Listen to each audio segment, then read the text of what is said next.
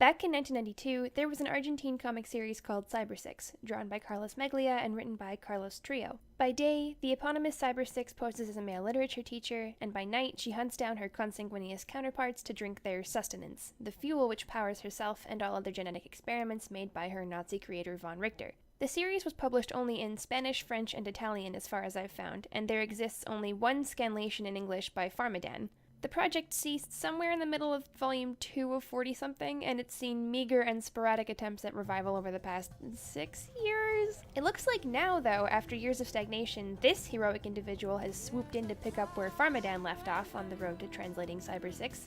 So we don't have to quit our jobs yet, ladies! The comic saw 2 different visual adaptations, but the one that I'm interested in is the cartoon adaptation from 1999. I want to use this video as an opportunity to compare and contrast the animation with the comic, particularly because where the comic features explicit depictions of the sex, and bodies in general, the cartoon was made to suit a child-friendly network, namely Teletoon. Oh yeah, where are my Canadian 90s kids at? Woo!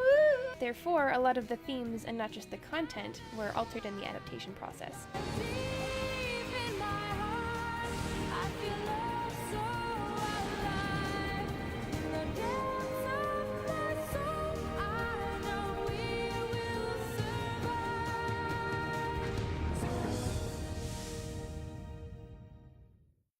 Jack Halberstam is responsible for everybody's favorite book, The Queer Art of Failure.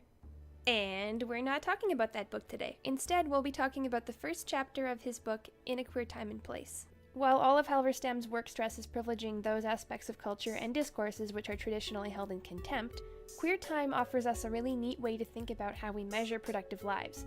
Queer time, Halberstam argues, emerges at the end of the 20th century, when LGBTQ communities' horizons were diminished by the AIDS epidemic. In the face of catastrophe, queer communities were forced to rethink the conventional emphasis on longevity and futurity, and to formulate community in relation to risk, disease, infection, and death. Halberstam's use of the word queer refers to non-normative logics, so to paraphrase, the alternative to the norm. The norm in this case being a long life wherein heterosexuals are expected to pair up, own houses, and procreate.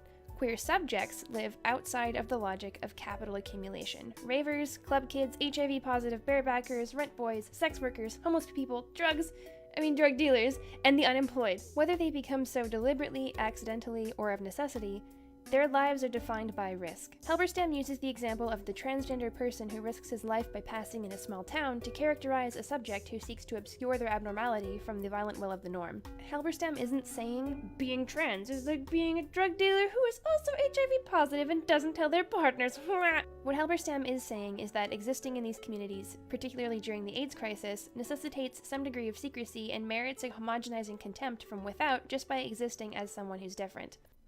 Okay, now let's run through some criteria and see if we can agree that Cybersix is a queer subject, yeah? Because she must transition in and out of a state of passing manhood daily, her identity is fraught. She struggles endlessly with reconciling her sexual attraction towards Lucas with the knowledge that she's not technically human. So she considers the possibility that gender and participation in gendered paradigms, including sexual relationships, may be entirely out of reach for her. I think this page illustrates the point quite nicely. Cybersix is framed within the panel by a few spindly lines that form smaller frames. These boundaries reflect something reassuring about her own body to her sense of self, in that she seems to conform in appearance to her ideas about what womanhood looks like. Since the frame is not boldened enough, though, the borders are at once tormenting. Cybersix can't definitively allow herself full access to her truest identity while knowing that her unconventional birth might preclude her from such distinctions altogether. Maybe Cybersix isn't radically queer or non-conforming, in that she still passes for a cis-straight woman so that she doesn't alienate an audience of frightened straight parents in the 90s, but I think the extent to which she resembles heteronormative figures is at most verisimilitudinous, because her oscillation in and out of particular modes of gendered expression confounds the rigid binaries of the heteronormative. Moreover, Cybersix's life is measured through queer time. She navigates the world as an addict, since she doesn't know for sure if she'll even live without sustenance, and even trying to wean herself off the stuff is so excruciating that she isn't really willing to try. And also, she is entirely dependent on von Richter to produce other beings that contain sustenance, and she has absolutely no idea if or when her supply will be cut off. Furthermore, Cybersix routinely poses as a sex worker to discreetly prowl the streets at night, luring in technos and fixed ideas under the pretense of a sexual transaction. Her experience with addiction and sex work actually lead to her forming an intimate and empathetic friendship with a woman who is, coincidentally, a heroin addict, and a sex worker whose main customer is a sexually voracious lady.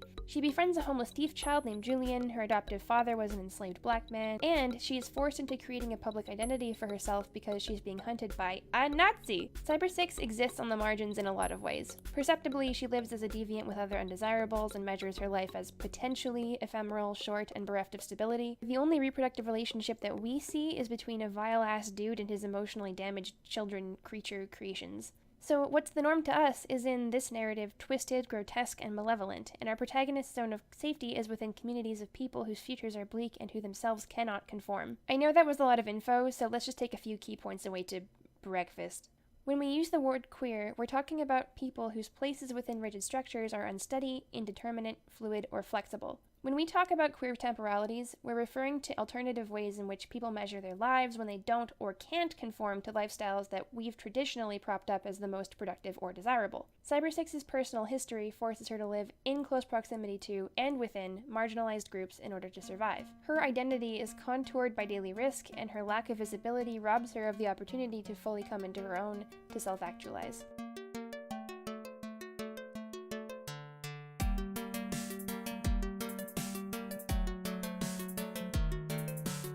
Jeffrey Brown, in his book on the superhero genre in popular cinema and television in America, suggests that a staple of the genre is to symbolically address the cultural trauma of 9/11 by serving as a corrective reenactment of such traumatic events to excise persistent social fears. He further notes the tendency within the genre to posit even the least likely man as capable of performing such corrective action and becoming a hero by putting on a costume and beating up criminals. Cybersix predates 9/11, and also the main character is not a man. But I think we can still work with Brown's suggestion that superheroes are meant to rewrite traumatic canons and excise persistent social fears.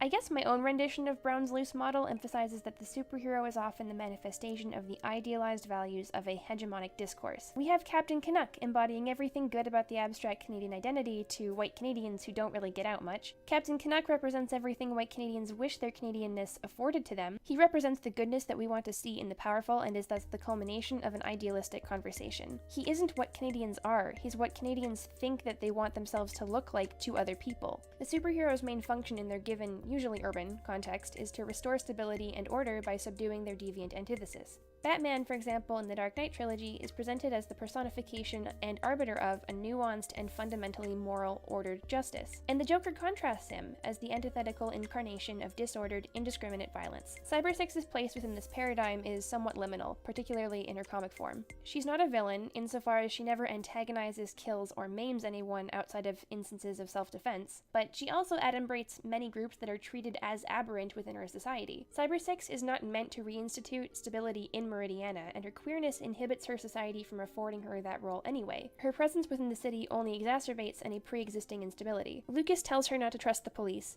advice which she follows. She doesn't seek out and combat Von Richter's minions in the name of some abstract ideal like justice or righteousness, and really, she only does fight with utilitarian intent anyway. For example, Cybersix spares a type rather than killing him at Lucas's behest, only to go on to ruthlessly throw one of the technos into the shark tank when she learns he's a murderous assassin bent on maybe killing Lucas. She hunts the other genetic experiments down or restrains them when she needs sustenance or when it makes her look good to Lucas, essentially. She doesn't have a code of conduct or a greater good to fight for.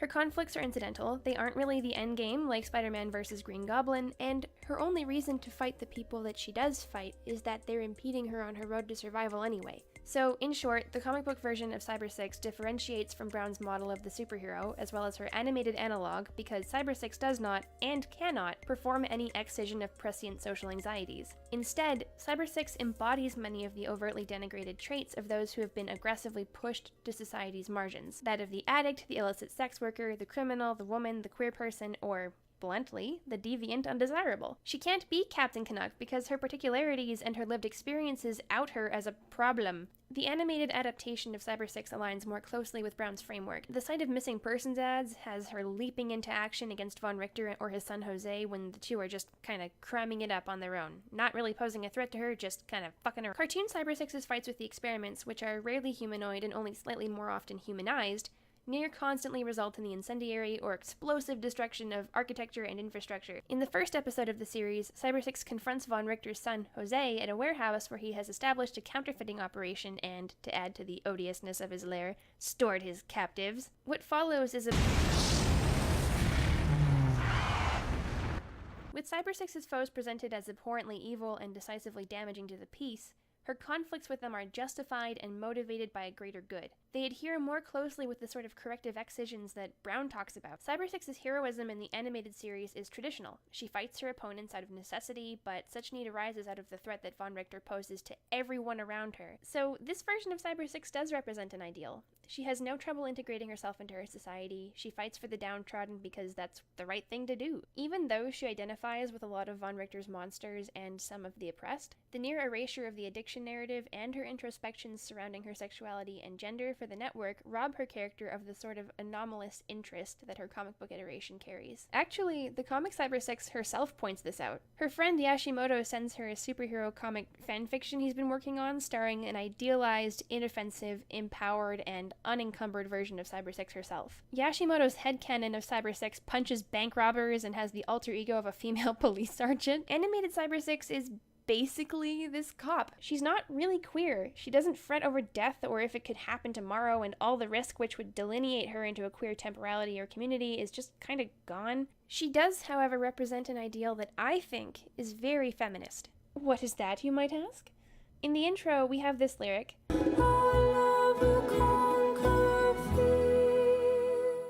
Love and strength against fear, greed, and pride. What does it mean to the people of Meridiana if the extraordinary person in their midst is a queer, femme subject? How does Cybersix's complex identity, the absence of publicity or a code of conduct, and her reliance on the very powers which place her under threat affect our understanding of the superhero? What is extraordinary? What is superheroic about Cybersix is her resilience and ambivalence. What's being valorized here is living, and living perilously. And then you get to Volume 3, and Cybersix decides basic survival isn't enough. Yashimoto's fanfiction starts to make a little more sense, although Cybersix doesn't really decide that she owes her power to the world, but rather that she owes it to herself to take her suffering into her own hands. She makes the decision to become the person that the cartoon begins with, essentially. But she's no less extraordinary. Do you see? The comic is actually heroizing coming out. Her amorality and atypicality aren't presented as shortcomings, but just as facts about her that society has burdened her with. She's just trying to get by, you know, and once she comes to love her friends, she realizes that she needs them to get by too. So you could say that in this instance, Cybersix is using her privilege to fight for the underprivileged in her community. She sacrifices so much just by living as herself that becoming a martyr Jesus person just isn't necessary, because can't we appreciate someone who worked so hard to be ordinary and avoid violence? Cybersix's story isn't about vicarious power fantasies where you punch the wrong out of the world. Her story is about accepting that a very small contingent of our societies gets to define what wrong means, and that even the best of the rest of us can be viewed as the crux of the problem. Some of you doth protest, I betteth. Sometimes nobody likes Spider-Man. Hortense, you're right. But society's rejection of Spider-Man or Batman is a pretty ham-fisted metaphor for the status quo failing to live up to the ideals that it glorifies. For society to give less than a few poops about Cybersix is basically to just conduct business as usual. The comic is a queer feminist text in that it privileges the perspectives and experiences of the marginalized. So which one is better? Based on my tone, you'd probably assume I don't actually like the animated version, which is not true. I live for this show. I used to watch it as a kid, and when I would go to my aunt's house, she thought it was too explicit, and she didn't believe me when I said that my parents let me watch it, so she would just shut it off. It's one of those things I can just throw on when I'm sad or tired, and know for sure that I'll feel a little closer to being okay afterwards. I love the idea of valorizing love. I love groups of unlikely loners teaming up and working together to beat up fucking giant shit, and I love all the references to horror literature in this show. If anyone watching this works for TMS Entertainment, you still own the rights to the fucking outro song. I can't download